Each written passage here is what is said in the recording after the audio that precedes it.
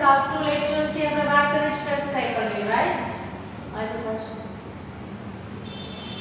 C એની discussion કરીએ. Crash cycle, TCS cycle, cyclic acid cycle, બરાબર છે? કણા સૂત્રના આધારકમાં માની લ્યો આ કણા સૂત્રનો આધારક છે અને એમાં પ્રોસેસ થઈ છે. ઓકે, બટ હવે આપણે ઇક્વેશન જોવું છે અને સાથે સાથે આપણે આ જે એટીપી એટલે મીન્સ કે એમાંથી આગળની પ્રોસેસ ઓક્સિડેટિવ ફોસ્ફોરાઇલેશન થશે તો કેટલા એટીપી બની શકે, આમાં જે એટી પ્રોડક્ટ બની છે એના આધારે આપણે ડિસાઈડ કરવાનું છે, રાઈટ? તો એની ડિસ્કશન આપણે કરવી છે આજે. ઓકે, જો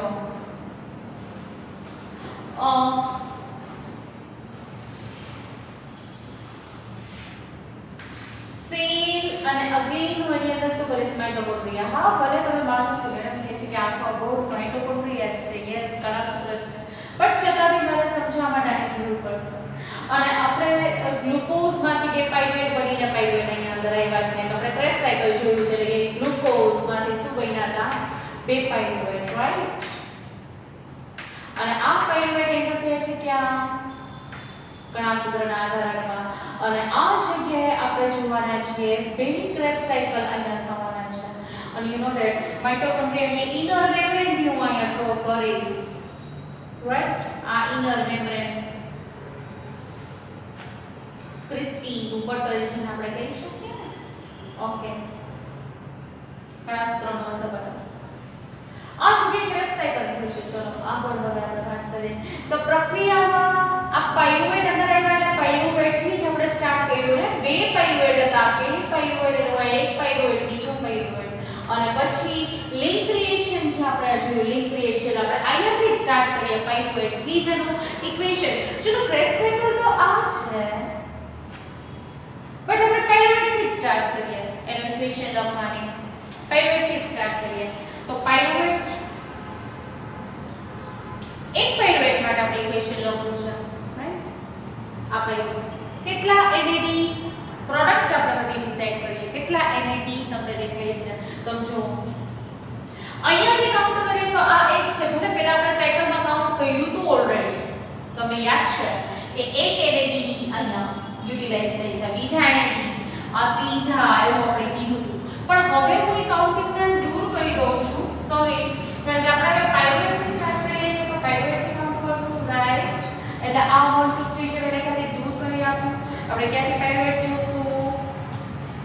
રેડ કલર યુઝ કરું. ચલો આ એક NAD, આ બીજા NAD, આ ત્રીજા અને આ ચોથા. સોરી, આપણે આમ બનાવ્યું છે NADH. બધા સબસ્ટ્રેટ આપણે જોઈએ છે, પછી એમાં આપણે પ્રોડક્ટ બનાવી છે 4 NAD. એક પાઇરુવેટ હું ઓલરેડી લખી રાખું છું ઇક્વેશન. એક પાઇરુવેટ આપણે લીધું છે. ચલો પાઇરુવેટ હું અહીંયા લખું છું પાઇરુવેટ. You know that this is 3 carbon containing molecule, right? પાઇરુવેટ 3 carbon યુક્ત ઘટક છે. હવે સાથે NAD કેટલા આપણે કાઉન્ટ કર્યા હમણાં 1 2 3 and 4 એટલે મેં લખું છું 4 NAD.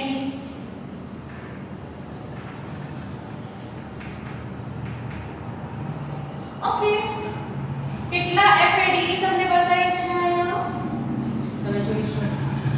આ એક FAD, આ એક FAD પ્રોડક્ટ નથી આપણે જોવાનું, સબસ્ટ્રેટ જોવાના છે. એટલે એક FAD, રાઈટ? અને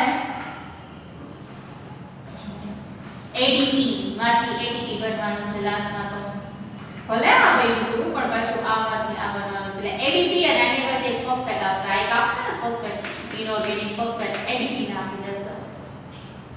એટલે આપણે લખીએ ADP અને ઇનઓર્ગેનિક ફોસ્ફેટ. કેટલા તમને દેખાય છે? ADP એક જ છે એટલે હું ADP લખીશ, સાથે ઇનઓર્ગેનિક ફોસ્ફેટ લખીશ. ઓકે, ચલો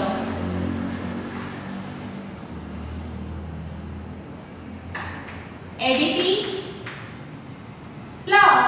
इनऑर्गेनिक फॉस्फेट, राइट। અને વોટર મોલેક્યુલ કાઉન્ટ કરીએ, જો આ એક પાણીનો અણુ ઉમેરાણો, આ બીજું અહીંયા બી વોટર મોલેક્યુલ એડ થાય છે, third, it is not given in our text, third અને fourth. Actually તમે જો તો અહીંયા આ એક છે, આ બીજું વોટર મોલેક્યુલ છે, આ થર્ડ છે અને આ ફોર્થ છે, ચાર વોટર મોલેક્યુલ, બરાબર. એટલે મારે एक्चुअली અહીંયા શું લખવું જોઈએ, 4 વોટર મોલેક્યુલ લખવા જોઈએ. અત્યારે હું 4 જ લખીશ, રાઈટ. આ બધું શેમાં કન્વર્ટ થાય છે, किसमें कन्वर्ट होगा ये सब?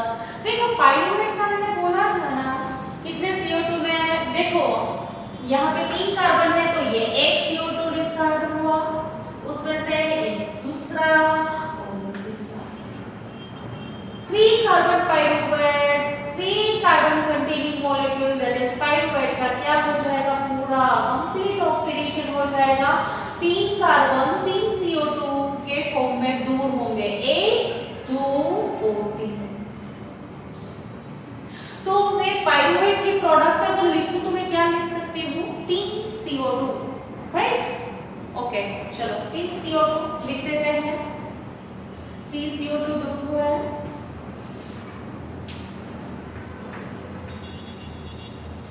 साथ में आपको 4 NAD का क्या होता है, किसमें कन्वर्ट हुआ है, NAD NADH2 में. अगर हम ऐसे लिखे NADH प्लस H तो भी चलेगा ना, कितने 4, राइट. तो मैं यहाँ पे लिख रही हूँ 4 NADH प्लस 4H, ऐसे लिखूं या 4 NADH2 लिख दूं, इट्स ओके, क्लियर. चलो नेक्स्ट, FAD किसमें कन्वर्ट हो रहा है, FADH2 में, तो उसको हम ऐसे ही लिखेंगे FADH2.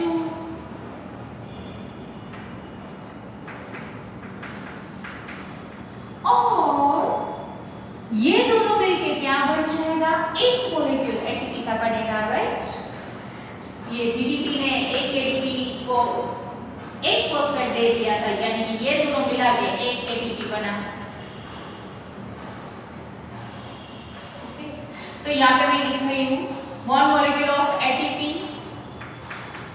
अब देखना है, देखो कितने मॉलिक्यूल रिलीज हुए हैं, एक. अगर मैं यहाँ पे एक मॉलिक्यूल रिलीज होता हुआ लिखूं तो दोनों तरफ में से यहाँ पे ये और यहाँ पे 4 का कितना हो जाएगा, 3. बट हमारे टेक्स्ट में यार 3 H2O नहीं दिया है, यही प्रॉब्लम है.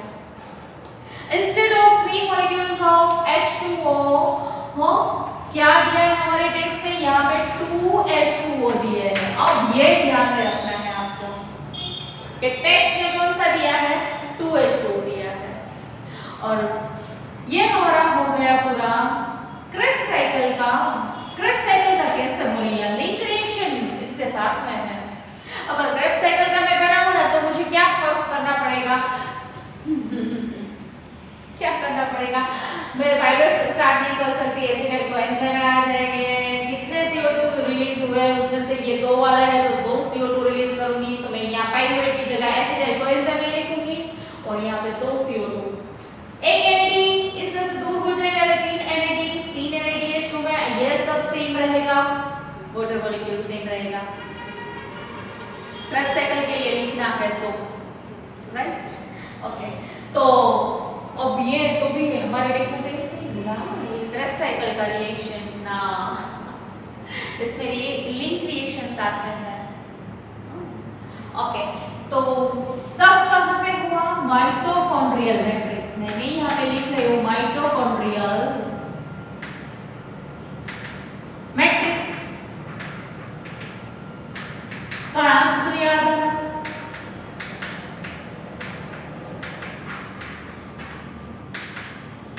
जो भी प्रोसेस हुई है कणासूत्र आधार पे हुई है, राइट। अब बात ये है, अब पता चला ना क्रेब्स साइकिल के लिए क्या करना है। फॉर्म में यहाँ पे लिख देती हूँ आप लोगों को कि पाइरुवेट है तो वहां पे हम क्या लिखेंगे, एसीटाइल कोएंजाइम ए, और ये CO2 कितने 2 3 रिलीज हुए, तो हम यहाँ पे कितने CO2 कर देंगे 2। ये कितने मॉलिक्यूल हो जाएंगे, 4 के पहले 3 हो जाएगा, यहाँ पे भी क्या 3, राइट, बाकी सेम रहेगा इतना होगा। तो क्रेब्स साइकिल का हो सकता है, बट अब टेक्स्ट में दिया है वही हमें करनी है, वही हमारी गीता है, मैंने पहले भी बोला था टेक्स्ट को तो करना ही है। बायोलॉजी में जनरली लाइन टू लाइन अगर मैं बोलूँ समझ के लर्न करना है, बट हम कह सकते हैं कि डिटो सेम लाइन आती है क्वेश्चन में, तो वो आपको ध्यान में रखना है। ओके, तो हम यही कहेंगे कि ये हमारा क्रेब्स साइकिल का रिएक्शन है। अब आगे, ये तो इक्वेशन हो गया क्रेब्स साइकिल का। आगे बात करते हैं। सी here in this cycle, you know that glucose has been broken down to release CO2. How many CO2 you know that? देखो एक ग्लूकोज में से 2 पाइरुवेट बने थे, 2 पाइरुवेट यहाँ पे एंटर हुए, 2 क्रेब्स साइकिल हुए। ग्लाइकोलिसिस एक बार होता है, वन टाइम होगी, ग्लाइकोलिसिस एक ही बार होगा। बट आप देखिए क्रेब्स साइकिल 2 बार होगा। यहाँ पे CO2 रिलीज होगा, यहाँ पे CO2 रिलीज होगा, यहाँ पे रिलीज होगा CO2। देखो कितनी बार रिलीज हुआ है ना। काफी टाइम हमने ये चार्ट भी ड्रॉ कर लिया। 1 2 3 4 5 6 यानी ग्लूकोज के 6 कार्बन थे, वो CO2 के फॉर्म में दूर हो गए। Glucose has been broken down to release CO2। How many molecules of CO2? 6 molecule. Krebs cycle में क्या होता है, ग्लूकोज का कंप्लीट ऑक्सीडेशन हो जाएगा और CO2 रिलीज होगा। CO2 के 6 मॉलिक्यूल रिलीज हुआ है, तो ये हमने देखा। और देखो यहाँ पे कंप्लीट ऑक्सीडेशन हुआ, यहाँ पे कुछ नहीं हुआ था, यहाँ पे हुआ क्रेब्स साइकिल के दरमियान हुआ। क्रेब्स साइकिल के दरमियान हुआ, देखो कितना इंपॉर्टेंट है ये कंप्लीट ऑक्सीडेशन होने के लिए। क्रेब्स साइकिल इंपॉर्टेंट है, राइट। ओके चलो, क्योंकि ग्लाइकोलिसिस में कुछ नहीं हो रहा है। ओके चलो, और दूसरी हम बात करें तो 8 molecules of NADH2, 2 molecules of FADH2 बराबर have been synthesized besides 2 molecules of ATP in TCA cycle।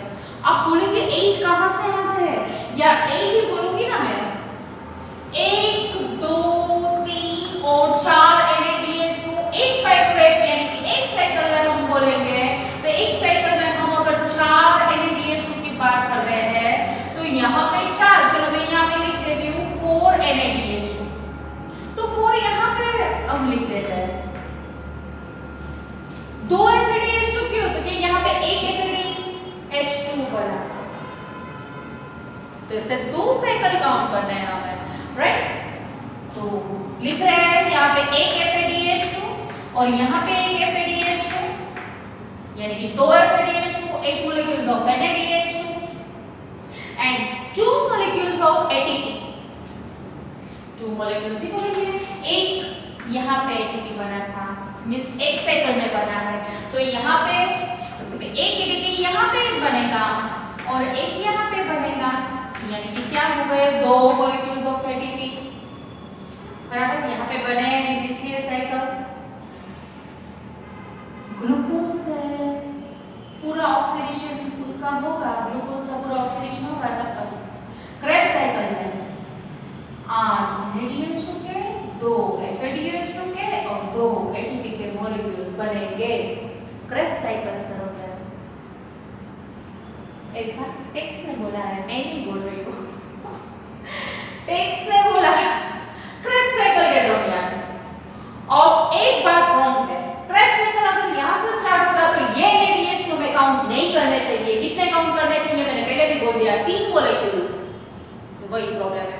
और कितने CO2? 2 CO2 है ना, साइकिल की बात करें, बट चलो चलेगा, यही दिया है। ओके नेक्स्ट, तो ये हो गया। तब अब बात ये है, हमें वंडर होगा पूरा कि यहाँ पे कहाँ ऑक्सीजन तो आया नहीं है, कंप्लीट ऑक्सीडेशन कैसे हो गया, और एटीपी निर्माण होने की प्रॉमिस की थी वो तो हुआ ही नहीं, राइट। हम बोल रहे थे क्रेब्स साइकिल में ज्यादा से ज्यादा एटीपी बनेंगे, झाड़क शोषण में काफी सारे एटीपी बनते हैं, और कंप्लीट ऑक्सीडेशन हो गया तो ऑक्सीजन तो पार्टिसिपेट नहीं कर रहा है। तो हमें ये क्वेश्चन होगा, you may be wonders why we have been discussing about the respiration, है ना, at all. Neither O2 has came into the picture, यहाँ पे कोई O2 बाहर से आया नहीं, यहाँ पे कोई O2 पार्टिसिपेट नहीं कर रहा है, O2 पिक्चर में आया ही नहीं, मैंने कहीं भी लिखा O2 पिक्चर में है नहीं है। ऑक्सीडेशन हुआ है, उसकी प्रेजेंस है, यस ऑक्सीडेशन हुआ था, हाइड्रोजन इलेक्ट्रॉन रिलीज होता था, तो वो क्या थी, ऑक्सीडेशन की प्रोसेस ही थी, राइट। ओके, तो कोई पिक्चर में आया तो नहीं O2, बराबर। Neither O2 has come into the picture nor the promised large number of ATP, है ना, has yet been synthesized। कोई भी प्रॉमिस पूरा नहीं થયા છે, તમે કહેશો બે જ ATP બન્યા, એક ગ્લુકોઝની વાત કરીએ તો બે ATP ક્રેબ્સ સાયકલમાં બન્યા, એટલે એક આપણે એક ક્રેબ્સ સાયકલમાં અને બીજું બીજા ક્રેબ્સ સાયકલમાં, તો આ ક્વેશ્ચન જે આપણા માઇન્ડમાં છે કેટલા એટીપી બનશે, કીધું ને મેં તમને કે જે NADH2 બન્યા છે, જે FADH2 બન્યા છે, એમાં જ તો એનર્જી સ્ટોર થયેલી છે જી, હે ને, અને ઈ એટીપી આપણે રિલીઝ કરવાના છે, યસ રિલીઝ, મીન્સ આ FADH2 અને NADH2 બધા ક્રિસ્ટીના પટેલ આગળથી પાસ થશે, यहाँ क्रिस्टी के पटेल के पास से पास होगा, ઈ રોલ આપણે ડિસ્કસ કરવાનો છે, મીન્સ અત્યારે તો કઈ રોલ ડિસ્કસ નથી કર્યો અત્યારે ક્રેબ્સ સાયકલમાં, है ना, what is the role of this NADH2 and FADH2, इसका कार्य क्या है, उसकी भूमिका क्या है, we will see in next phase, वो भी हमने डिस्कस नहीं किया है, नेक्स्ट फेज में देखेंगे, बट तो भी एटीपी काउंट कर लेंगे हम यहाँ पे। Okay, we'll see role of this oxygen, role of this NADH2 and FADH2 during oxidative phosphorylation, oxygen की हाजिरी, उसकी भूमिका क्या है, वो हम ऑक्सीडेटिव फॉस्फोराइलेशन में देखेंगे। NADH2 और FADH2 का रोल क्या है, वो हम ऑक्सीडेटिव फॉस्फोराइलेशन यानी कि श्वसन का थर्ड फेज है उसमें देखेंगे। ओके ओके, चलो मैं यहाँ पे दिखा रही हूँ, तो भी अगर पाइरुवेट से काउंट करें तो कितने NADH2, अभी हम एक के लिए काउंट कर रहे हैं, एक पाइरुवेट के लिए देख रहे हैं, मैं यहाँ पे लिख रही हूँ for one pyruvate, one molecule of pyruvate, for one molecule of pyruvate,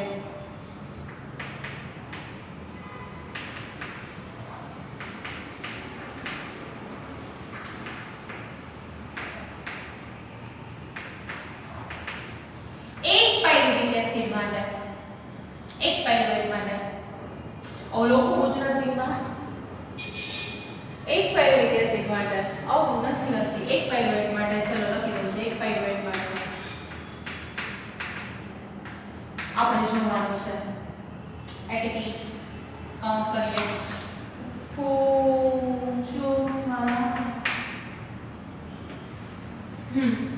ચલો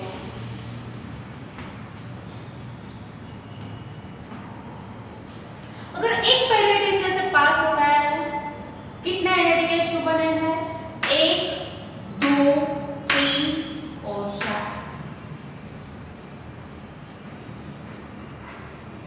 4 molecules of NADH2 synthesized during this step। याद कीजिए एक NADH2 में से 3 ATP बनेंगे, will see in the next phase, मैंने बोला था अभी हमें नहीं बनाना है, हम ऑक्सीडेटिव फॉस्फोराइलेशन देखेंगे तब बात करेंगे, बट अभी डिस्कस कर लेते हैं। 4 NADH2 में से कितने एटीपी बनेंगे, 8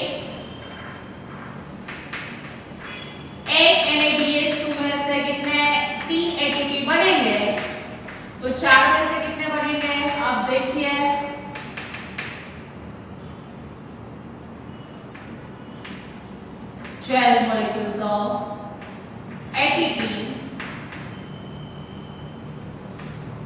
If एक पाइरुवेट ये साइकिल में से पास होगा तब 12 मॉलिक्यूल्स बने, बराबर। एक FADH2 है, एक FADH2,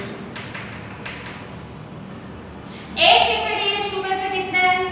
तो कि भाई 1 FADH2 gives rise to 2 molecules of ATP. We'll see in next phase.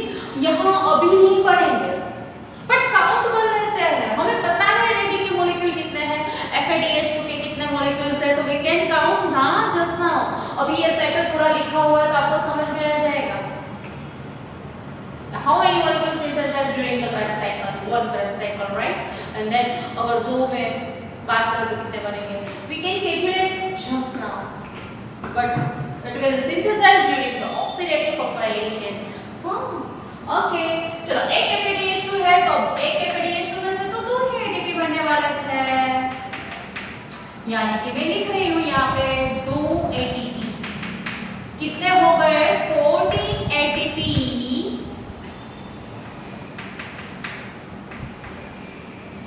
बनेंगे, ऑक्सीडेटिव फॉस्फोरिलेशन के दरमियान बनेंगे, थ्रू ऑक्सीडेटिव फॉस्फोरिलेशन। एक पाइरुवेट के लिए हमने बात की, अगर दो पाइरुवेट के लिए बात करें तो दो पाइरुवेट के लिए बात करो तो कितने बन जाएंगे? 28 ATP। बट कैसे बनेंगे?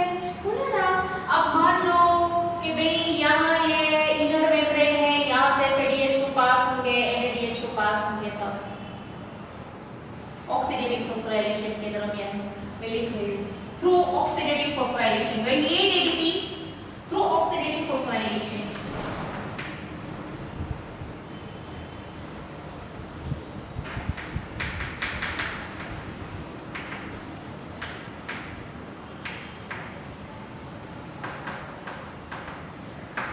Okay, now substrate level phosphorylation आप देख सकते हैं। एक ATP एक पाइरुवेट जब यहाँ से पास हुआ तो एक ATP बना था, एक पाइरुवेट में,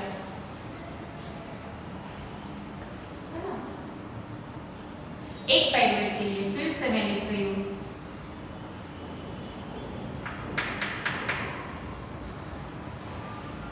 4 1 molecule of pyruvate।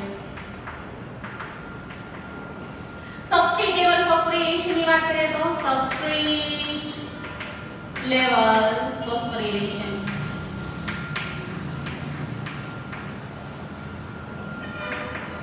आधारक आधारित फॉस्फोरीकरण लिखा है मैंने यहाँ पे, तो कितने ATP बनेंगे? एक में एक बनेंगे, लिख रही हूँ मैं, एक ATP बनेंगे। दो साइकिल अगर हम काउंट करें, दो पाइरुवेट के लिए अगर हम बात करें तो कितने हो जाएंगे? 2 ATP ये, दो सबस्ट्रेट लेवल फॉस्फोराइलेशन और 28 14 यहाँ पे 14 यहाँ पे 28 ऑक्सीडेटिव फॉस्फोराइलेशन। कितने हुए? 28 then 2 30 ATP। Yes, large number of ATP synthesized during oxidative phosphorylation, but उसके लिए जो चाहिए वो यहाँ पे बन चुका है। NADH2 और FADH2 यहाँ पे बन चुके हैं, ये बने हैं तो बनेगा, राइट? यानी टोटल नंबर ऑफ ATP कितने बने हैं? 28 और 2 30 ATP मिलेंगे हमें क्रेब्स साइकिल में से। डायरेक्टली तो दो ही मिलेगा, 28 मिलेंगे, ये प्रोसेस होगी, थर्ड फेज होगा तब। बस यहाँ तक तो हमारे टेक्स्ट में, अब और भी बात करनी है मुझे। सी हम बात करें ग्लूकोज का ऑक्सीडेशन यार, ग्लूकोज का ऑक्सीडेशन यानी कि ग्लूकोज का ब्रेकडाउन, बट ब्रेकडाउन होते होते कभी कभी ऐसा होता है कि अदर मॉलिक्यूल्स बढ़ने लगते हैं। ये कैटाबोलिक प्रोसेस है अपचयी प्रोसेस है, अपचयी क्रिया है, विघटनात्मक क्रिया है। बट जैसे मैंने ग्लाइकोलाइसिस में बात की थी कि कभी-कभी कोई मॉलिक्यूल्स वो ग्लाइकोलाइटिक पाथवे में से बाहर निकल के कुछ और सब्सटेंस बनाने में लग जाता है। प्रोसेस एक साथ चल रही थी और बाहर निकल गया प्रोसेस और दूसरी प्रोसेस में ज्वाइन हो गया, कुछ सिंथेसिस करने लगा। तो अगर ऐसे हम बात करें तो यहाँ पे भी होती है same thing happens over here. Number of बराबर है, number of Krebs cycle intermediates are used in synthesis pathway। काफी सारे इंटरमीडिएट मध्यस्थी कार्बनिक संकुल यहाँ पे बने हैं, वो दूसरे मॉलिक्यूल बनाने में काम आते हैं, सिंथेसिस प्रोसेस संश्लेषणात्मक क्रिया में काम आ जाते हैं। उसकी हम बात करते हैं। मस्त एनवायरनमेंट हो गया है। यस ओके, चलो एसिटाइल कोएंजाइम है, फर्स्ट वही ले लेते हैं। बोला था ना कनेक्टिंग लिंक है between glycolysis and Krebs cycle, उसी की बात करते हैं। इस तरफ अगर ये आगे बढ़ा तो क्या, तो अपचयी क्रिया कैटाबोलिक। बट अगर इसमें से फैटी एसिड का निर्माण हो जाएगा, अगर फैटी एसिड इसमें से येलो चॉकलेट इसमें से फैटी एसिड बनने लगा, चलो फैटी एसिड, और फैटी एसिड किसमें, तो क्या भाई लिपिड में। फैटी एसिड और ग्लिसरॉल मिलके क्या बन जाएगा, लिपिड, चर्बी। Okay lipid, right. तो ये संश्लेषणात्मक क्रिया हो गई, कुछ बनने लगा, क्षय क्रिया। हाँ मैं यहाँ पे लिख रही हूँ ये कैसी प्रोसेस हो गई, क्षय क्रिया, यानी कि एनाबोलिज्म, एनाबोलिक प्रोसेस।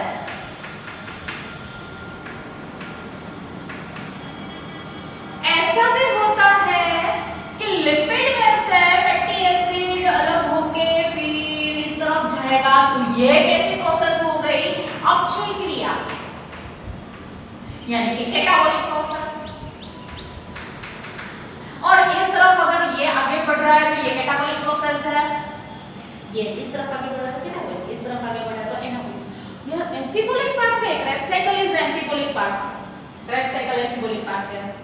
अगर चलो यहाँ पे बात करें तो अल्फा कीटोग्लूटरिक एसिड है ना, अल्फा कीटोग्लूटरिक एसिड का क्या होगा, इसमें say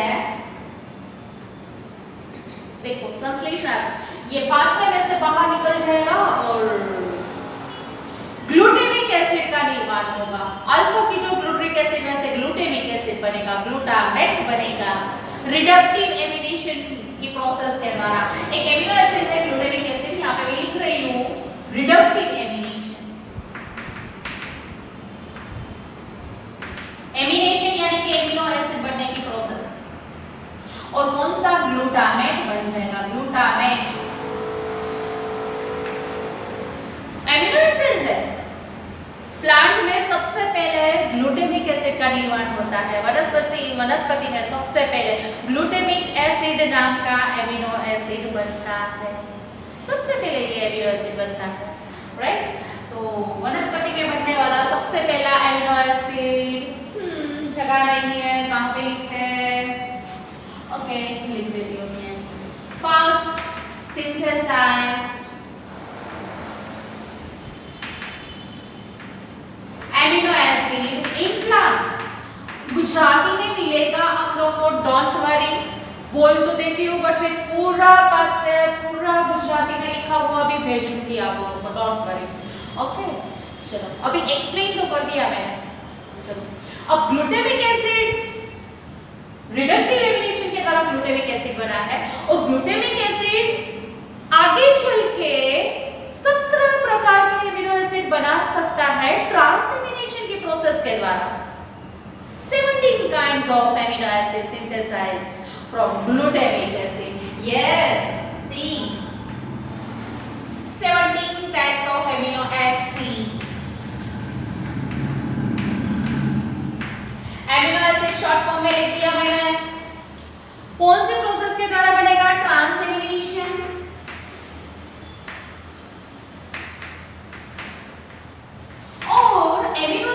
that is unit of for protein. सब एमिनो एसिड मिलके क्या बनेगा? प्रोटीन। जिससे फैटी एसिड किसके कॉन्स्टिट्यूशन में होता है? लिपिड। फैटी एसिड जैसे लिपिड के बंधारण में होता है, चर्बी के बंधारण में होता है, ऐसे एमिनो एसिड किसके बंधारण में होता है? प्रोटीन के बंधारण में। तो आगे चल के इसमें से क्या बनेगा? प्रोटीन। हो गई ना, संश्लेषणात्मक प्रोसेस हो गई। देखो ये क्षय क्रिया है। अगर इस तरफ आगे बढ़ते हैं तो कौन सी प्रोसेस? क्षय क्रिया। मैं यहाँ पे लिख देती हूँ, ये क्षय क्रिया हो गई। क्षय क्रिया यानी कि यहाँ पे ऑलरेडी लिखा है एनाबॉलिक प्रोसेस। थोड़ा गुजराती मीडियम वाले के लिए भी लिखेंगे। एनाबॉलिक प्रोसेस नहीं लिखूंगी, मैंने सिर्फ क्षय क्रिया लिखी। चलो इस तरफ जाएगी क्षय क्रिया। बट प्रोटीन में से एमिनो एसिड एंड इस तरफ आ गया तो अक्षय क्रिया ये इस तरफ भी आ सकता है। एम्फीबोलिक पाथवे सी उभयमार्गी प्रोसेस देख सकते हैं, उभयमार्गी है। इसलिए क्रेश साइकिल है वो इस बात को देखकर हम कह सकते हैं कि वो कैसी प्रोसेस है? एम्फीबोलिक।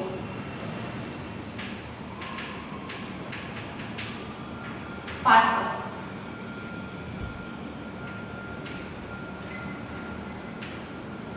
उभयमार्गी पथ है, ये देख के हम बोल सकते हैं उभयमार्गी पथ है, एम्फीबोलिक पथ। कभी हम बोल नहीं सकते कि शोषण एक कैटाबोलिक प्रोसेस है, एनाबॉलिक प्रोसेस भी होने लगती है। Amphibolic pathway that is best. Respiration is amphibolic process. We can't say catabolic only, we can't say. Okay next आगे बढ़ते हैं। सक्सीनल कोएंजाइम में बोला ना काफी सारे ऐसे संयोजन बनते हैं जिससे कि इससे से एमिनो एसिड एंड प्रोटीन बनने लगा, यहाँ पे लिपिड बनने लगा, इसमें से ऐसे ये सक्सीनल कोएंजाइम है बहुत इंपॉर्टेंट है। यस उसमें से काफी सारे कंपोनेंट बनेंगे जो सेल के लिए महत्वपूर्ण है। मैं यहाँ से कहाँ से लिखूं?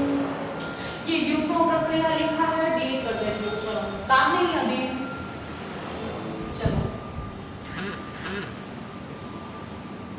यहाँ से इसमें से काफी सारे कंपोनेंट बनने वाले हैं। क्लोरोफिल बन सकता है सक्सीनाइल कोएंजाइम में से क्लोरोफिल, फाइटोक्रोम्स मैं लिख रही हूँ यहाँ पे फाइटोक्रोम्स। फाइटोक्रोम्स किसके लिए जरूरी है? सीड जर्मिनेशन, फ्लावरिंग की प्रोसेस, डोर्मेंसी, ये सब प्रक्रिया के लिए आवश्यक है। उसका नियंत्रण करता है, उसका रेगुलेशन करता है। रेगुलेट्स फॉर कौन कौन सी प्रोसेस को रेगुलेट करता है? मैं लिख रही हूँ यहाँ पे सीड जर्मिनेशन। सीड जर्मिनेशन यानी कि क्या हुआ? बीजांकुरण की क्रिया। फिर दूसरी बात करें तो डोर्मेंसी और फ्लावरिंग पुष्पसर्जन की प्रोसेस।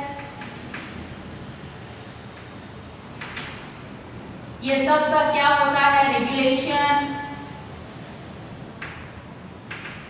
बीजांकुरण, सुषुप्तावस्था और पुष्पसर्जन का क्या करता है? नियंत्रण, है ना? फाइटोक्रोम। साइटोक्रोम में भी काम आएगा ये। साइटोक्रोम क्या है? अभी इसके बाद वाला टॉपिक हम देखेंगे ना तो पता चल जाएगा साइटोक्रोम क्या है। इलेक्ट्रॉन कैरियर है, राइट? इलेक्ट्रॉन वाहक, विजाणु वाहक के लिए विल सी नेक्स्ट टॉपिक विजाणु वाहक। उसके बंधा उसका निर्माण करने के लिए सक्सीनल कोएंजाइम जरूरी है। और इसमें से क्या बन सकता है? ओके तो फाइकोबिलिन्स क्या है? पिगमेंट है, वाटर में सोल्यूबल हो सकता है। किसमें देखने को मिलेगा? रेड एल्गी, रैपिडी और साइनोबैक्टीरिया में। और क्लोरोफिल बनेगा उसमें से। क्लोरोफिल यानी कि हरित द्रव्य जो प्लांट में होता है, क्लोरोफिल एक पिगमेंट ही है। और सक्सीनल कोएंजाइम में हीमोग्लोबिन बनने में भी काम आएगा। ये काफी सारे सब्सटेंस बन सकते हैं उसमें से।